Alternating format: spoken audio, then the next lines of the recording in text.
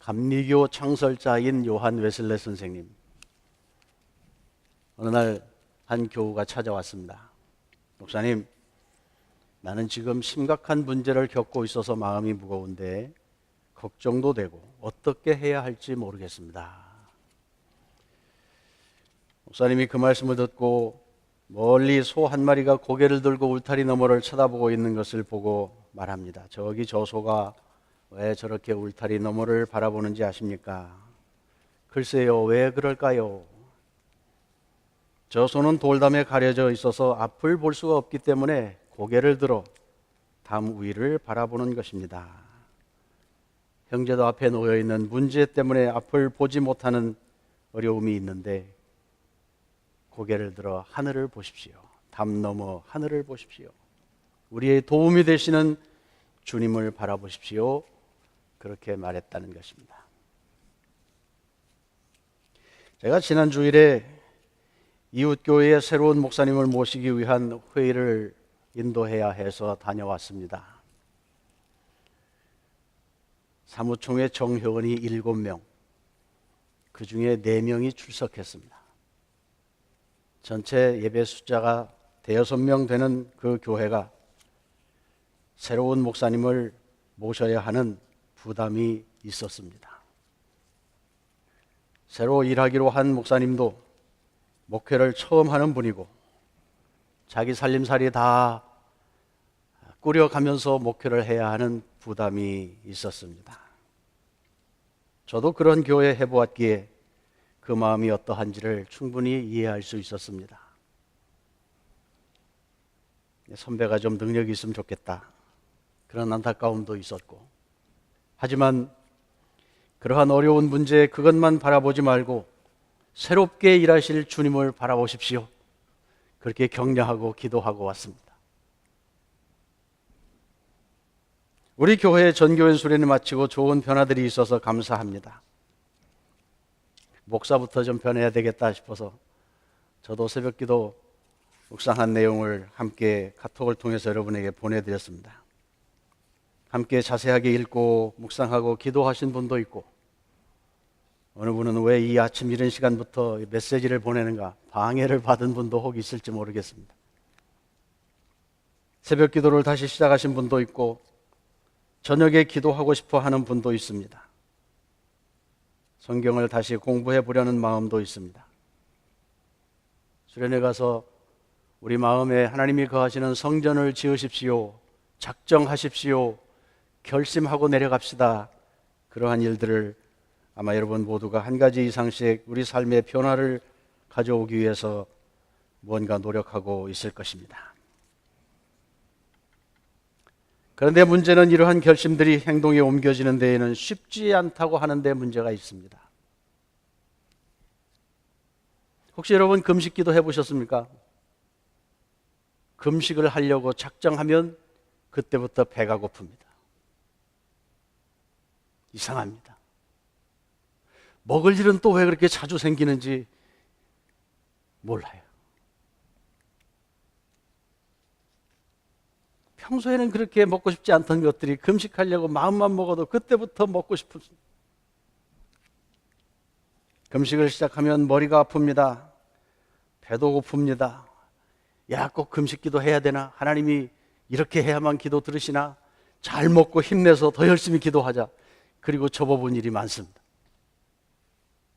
여러분은 어떠십니까? 마찬가지입니다. 말씀과 기도에 힘쓰고 신앙생활에 뭔가 변화를 좀 줘보자고 작정하지만 쉽지 않습니다. 우리의 내면에서도 변화를 싫어합니다. 편안한 게 좋습니다. 불편합니다. 적당히 타협합니다. 외부에서도 그냥 두지 않습니다. 변화를 싫어합니다. 영적인 변화를 작정하면 할수록 마음 상하는 일들이 자꾸 생겨납니다. 기도를 방해하는 일들이 생겨납니다.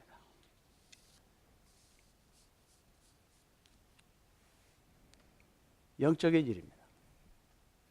하나님이 주신 평강을 다 빼앗아 가버립니다. 이게 사단의 방해 공작입니다. 오해도 생기고 갈등도 생기고 미워하는 마음도 있고 싸움도 벌어집니다. 말씀에 집중할 수가 없습니다. 그래서 다시 옛날로 돌아갑니다.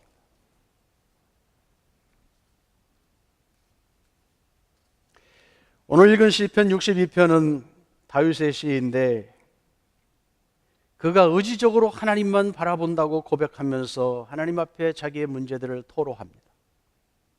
3절 4절을 보면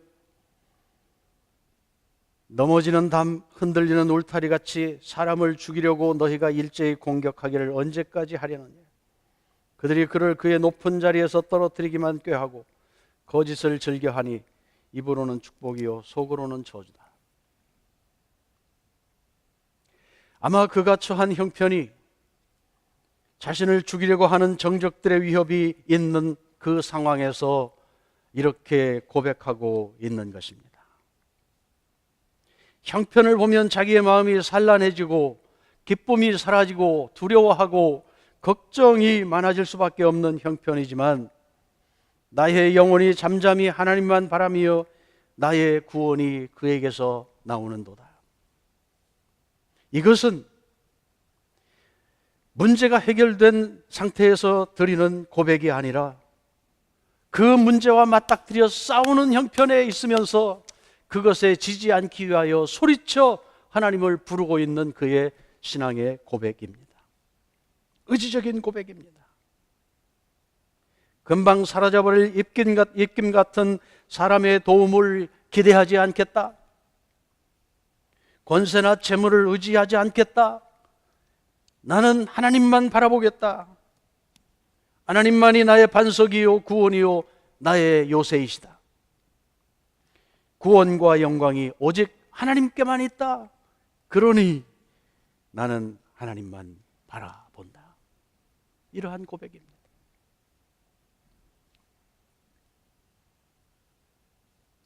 이것이 문제 가운데서 하나님만 바라볼 수 있는 믿음의 자세입니다. 우리가 살아가면서 어려움을 만날 때, 마음대로 문제들이 해결되지 않을 때 승리하기 위해서 우리가 취해야 할 믿음의 자세입니다.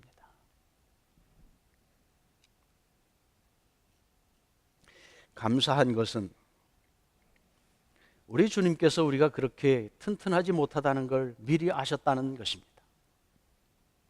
예수님이 십자가를 앞에 놓고 제자들과 말씀하실 때 십자가에서 자신이 죽으면 제자들이 실망하고 낙심하고 다 흩어져 버릴 걸 아셔서 미리 성령의 위로를 약속해 주셨습니다.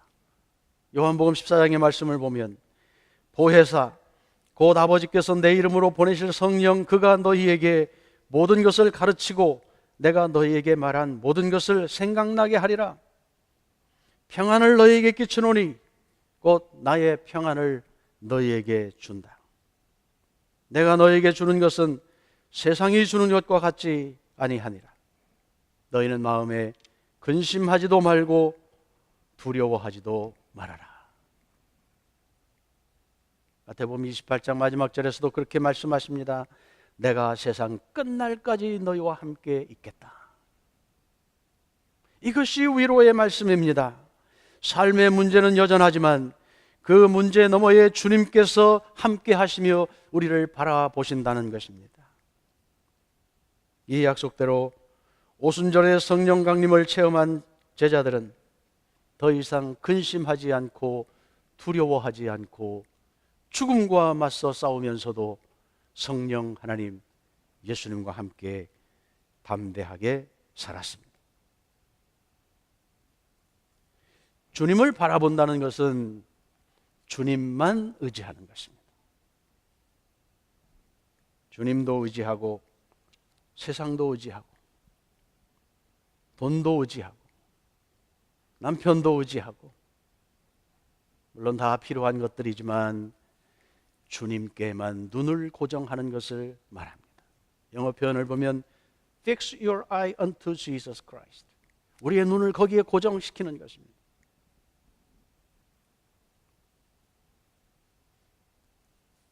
이렇게 승리한 사람 한두 명 이야기해 보지요. 노아 하나님의 명령을 따라 방주를 오랫동안 지었습니다.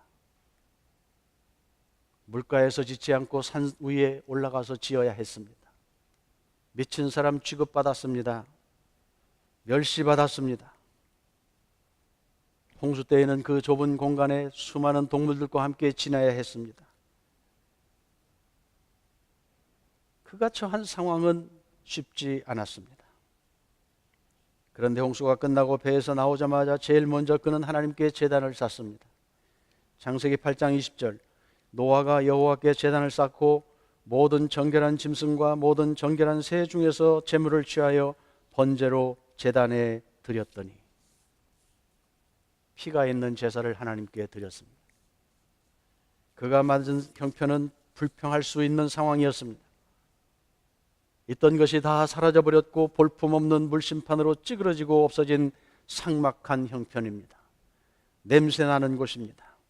왜 하나님 이렇게밖에 일할 수 없느냐고 불평할 수도 있었을 것입니다. 그런데도 그는 환경에 흔들리지 않고 하나님께만 눈을 고정하여 먼저 그 하나님께 제사 드리며 예배할 수 있었습니다. 예배의 마음이 가 있다고 하는 것은 하나님께 눈을 두고 있다는 말입니다. 그래서 우리의 예배가 중요합니다.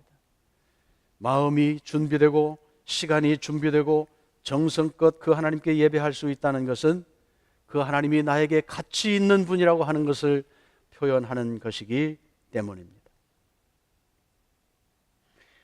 어느 분의 글을 보다가 예배 때 빠지지 않아야 하는 요소 몇 가지를 이야기하더라고요. 제물, 제사에는 제물이 있어야죠.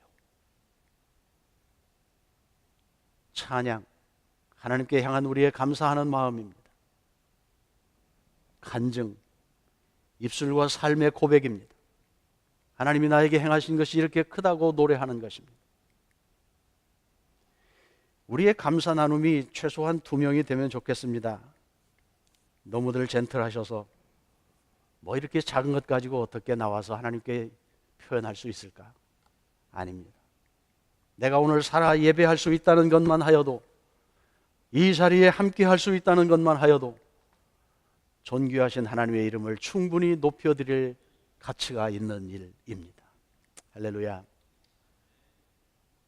감사는요, 자꾸 해야 감사할 일이 많아집니다. 어떠한 이유에서든지 우리가 입을 다물면 그것은 감사할 조건들이 사라지는 문을 열어놓는 것입니다.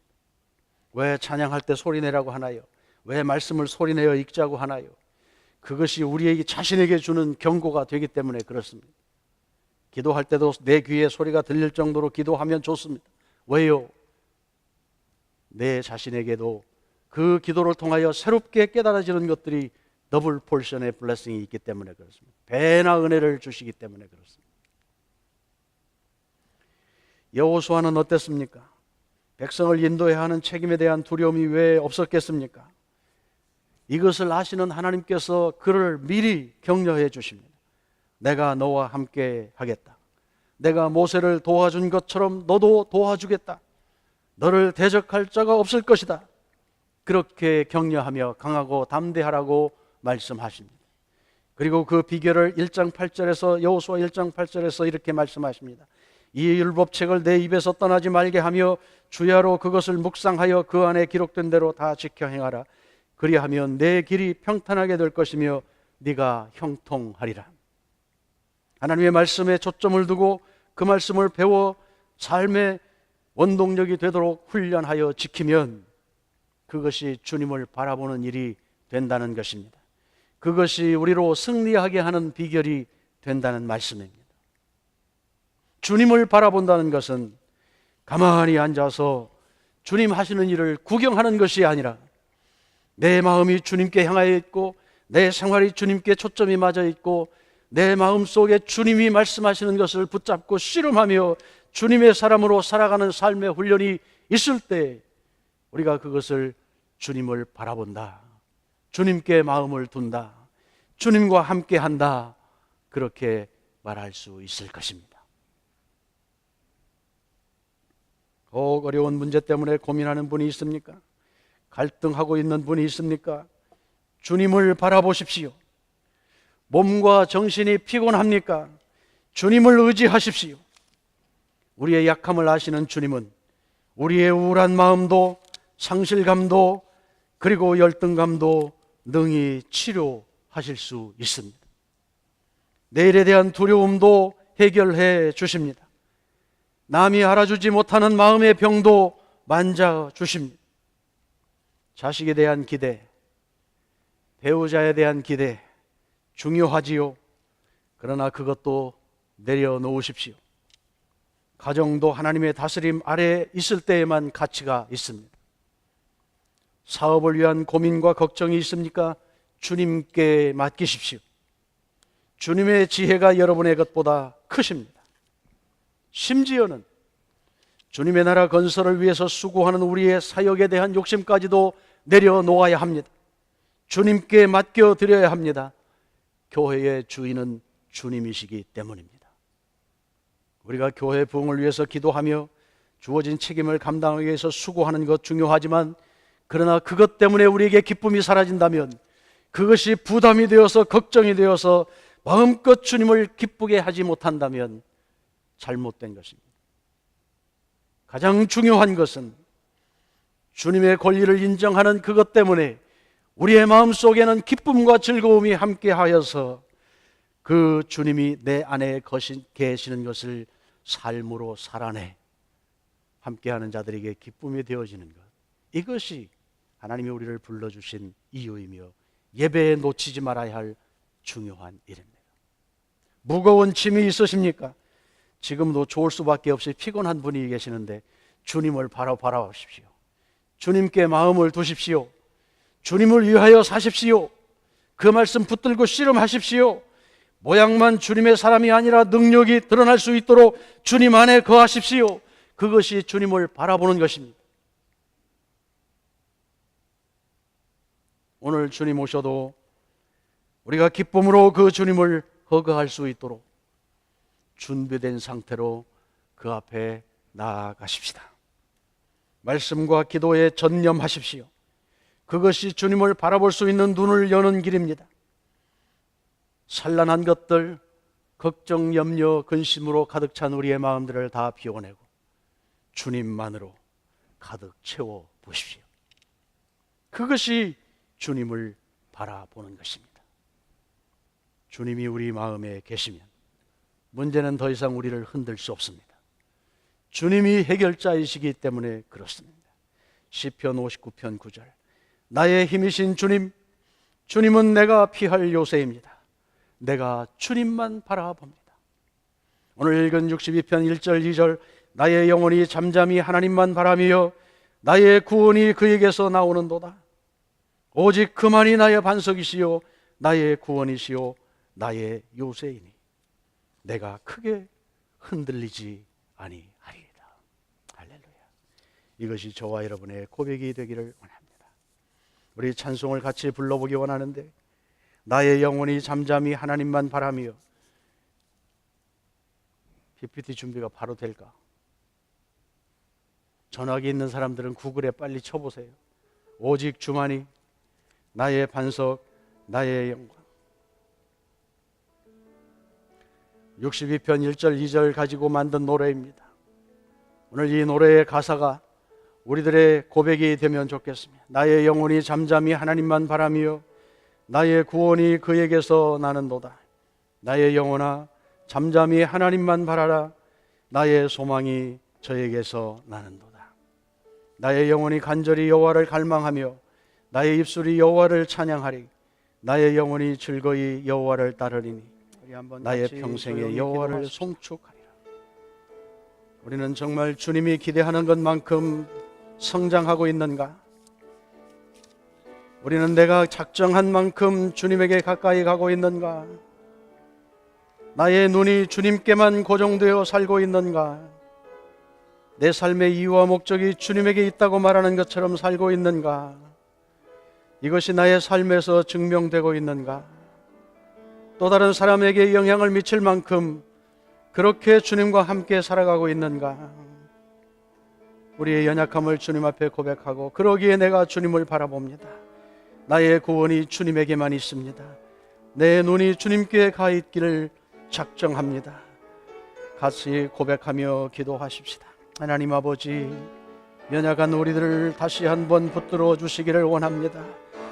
십자가의 보혈로 덮으셔서 정하게 하신 그 은혜, 우리가 마음껏 자랑하며 활용하며 주님 안에 거하는 능력을 맛보며 살아가도록 주여 우리의 지체들을 다시 새롭게 하여 주시옵소서. 우리가 주님을 바라보고 주님을 붙들고 주님 안에 있다고 고백할 수 있는 담대함이 그리스도로부터 공급되게 하여 주시옵소서.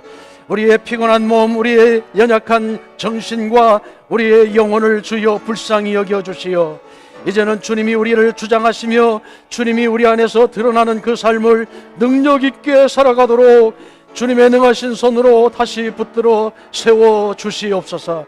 나의 힘, 나의 능력으로만 살지 않게 하시고 주님이 내 삶을 대신하여 살아가는 것을 나도 알고 세상이 알 수 있도록 주님 우리 가운데 주님의 새 일을 행하시옵소서. 모든 두려움과 염려를 내려놓게 하시고 우리의 문제들을 주님 앞에 맡겨내게 하시고 하나님 우리의 삶의 형편에서 단지 주님과 함께하는 기쁨으로 마음껏 기뻐하며 뛰며 즐거워하며 노임받은 송아지처럼 주님 안에서의 즐거움을 누리는 우리의 삶이 되게 하여 주시옵소서. 주일만 그러하지 않고 우리의 일주일의 삶이 그렇게 살게 하시고 순간순간이 주님 앞에 붙들림 받아 살게 하시고 우리를 넘어뜨리는 사단의 공격 앞에 담대하게 일어서서 물리치며 하나님의 말씀 앞에 하나님의 능력 앞에 그 능력 앞에 승리롭게 활용하며 살아가는 저희들 되게 하옵소서. 나의 힘이 되시는 주님, 내가 주님을 바라봅니다. 나의 구원이 되시는 주님, 나의 반석이 되시는 주님, 피할 바위 요새가 되시는 주님, 흔들리지 않고 주님을 바라보겠습니다. 주님 우리를 능력의 손으로 붙들어 함께 하시고 사용하셔서 이 시대에도 여전히 주님께서 세상을 다스리시며 주님의 역사를 진행하시는데 쓰임받는 개인과 교회가 되게 하옵소서. 예수님의 이름으로 기도합니다. 아멘.